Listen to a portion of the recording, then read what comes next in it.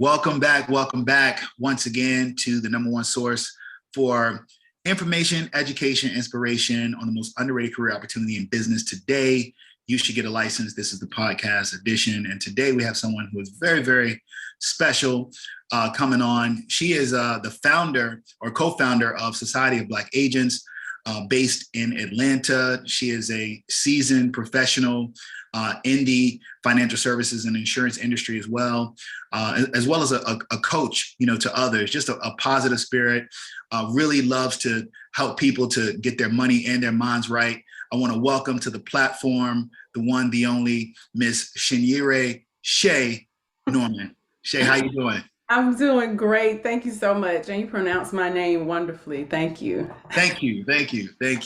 We want to do our best, what I'm saying, make sure we get it right. It's interesting because, my name is Gerard and everybody calls me Jared, which is why I say Rod. So I get it. I try to be really mindful of the names, but, thank you for coming on, agreeing to share your story and share, the experience that you have. I know you've been in the business for a while. The first question or first place I really want to start is this platform is really to give people ideas of different areas of the industry that they can go into. Some people are doing different types of lines of coverage or different market segments in the business. Can you tell me a little bit about, where you specialize and where you found? I know you've been in the business for over a decade, 16 years, if I'm not mistaken. Mm-hmm. What area and what part of this financial services and insurance industry do you work inside of? Okay, so right now I'm working in the Medicare space. I actually came into the industry on Medicare, and so I will always do Medicare. It is something very special to me because I feel like we get paid a lot of money to help people, and the most vulnerable population being our seniors and our disabled community. So I really, really enjoy that. However, in my career, I did drift over into life insurance and financial planning and found an entirely different love working with the IUL and then becoming Series 65 certified so that I could walk people through financial planning. Awesome. So you got the Medicare space, you have the life, you have the Series 65, which gives you like a securities kind of a classification as well, right? With the 65. Yeah, absolutely. And the reason I did it is not because I never was interested in selling stocks and, directing people that way. The reason I actually got the Series 65 is because I was already a fiduciary just by who I am. I'm always going to put my clients before me. But when I got over into the IUL and annuity space, I wanted to add the Series 65 as an actual fiduciary and just be able to work that part of the business. So the Series 65 was just for the background understanding of all the financial planning and being able to help someone and direct them in a financial plan. Got you. Now you said something that was a kind of a key point there. You said, hey, look, I was already a fiduciary, before I got the designation because I'm looking out for the clients. And really, everyone who is entering this space or working in this business should be working on behalf of the clients. We know that's not always the case. Right. Do you recommend, someone who has completed their life license and, they're already writing the IULs, which is Index Universal Life, for those who may not be familiar with those terms, or the annuities, which is also a life insurance product, someone who is already writing that business, do you recommend them to continue on and go get that Series 65? Do you feel like it's necessary? And if so, why?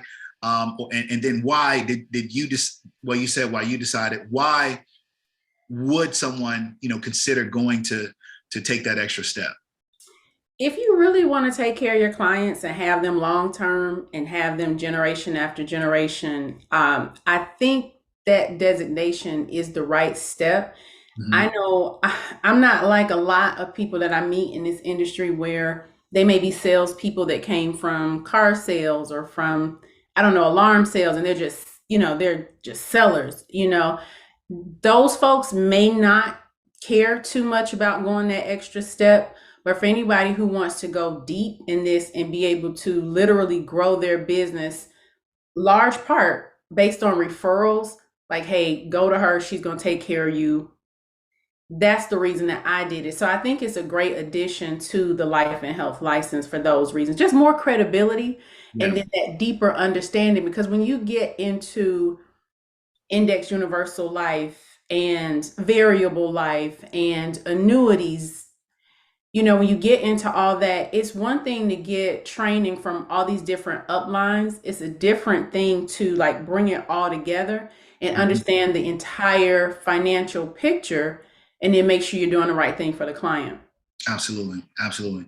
And that testing, I know that testing, just from what I've heard, I haven't gotten any of the series Right. licensing, but that testing is a bit intense. Do you feel like it was, is it something that people should be intimidated by?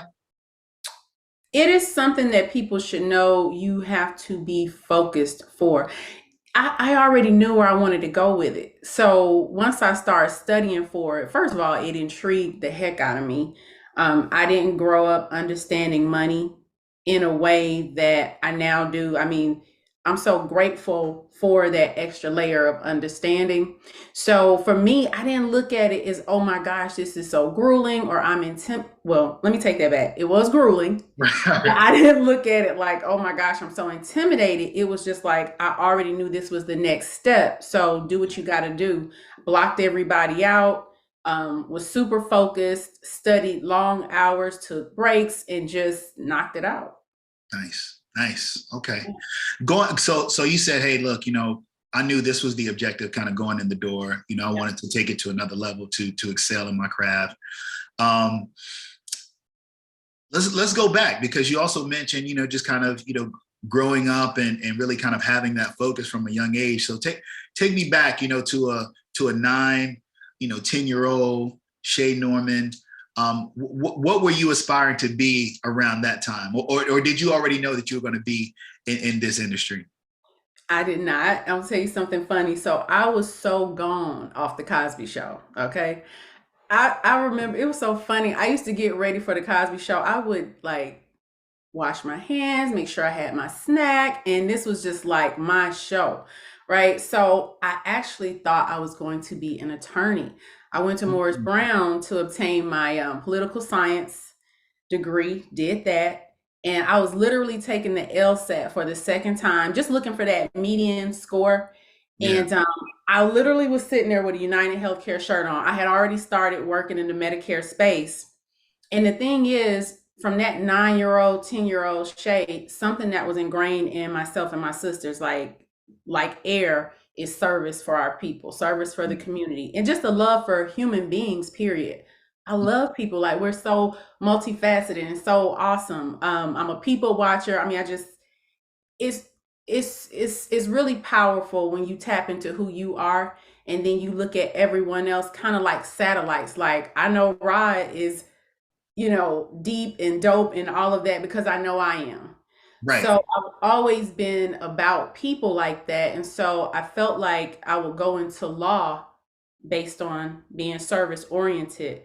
But again, I found my way into Medicare. I was literally working at an adult living facility, actually assisted living facility.